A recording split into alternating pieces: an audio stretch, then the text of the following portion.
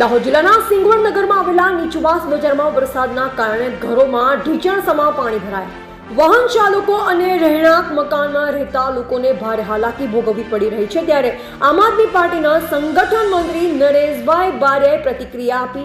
આવો સાંભળીએ.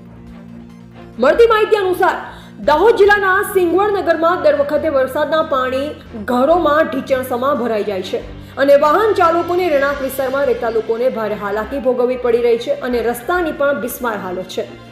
ત્યારે આમ આદમી પાર્ટીના સંગઠન મંત્રી નરેશભાઈ બારિયા દ્વારા સિંગવડ તાલુકામાં થયેલા ભ્રષ્ટાચારની વાત કરવામાં આવી અને સાંસદ અને ધારાસભ્ય જન્મભૂમિ અને કર્મભૂમિ સિંગવડ બજારમાં આવી હાલત છે. ત્યારે ગરીબ પ્રજાની વારે આવી સાંસદ અને ધારાસભ્ય પર આક્ષેપ અને કટાક્ષ કરવામાં આવ્યા છે અને આમ આદમી પાર્ટીના હોદ્દેદારો દ્વારા પાણીમાં ઉભા રહી વિરોધ નોંધાવવામાં આવ્યો અને આ કામગીરી ન થાય તો ધરણા પર બેસવાની પણ ચીમકી ઉચ્ચારાઈ છે.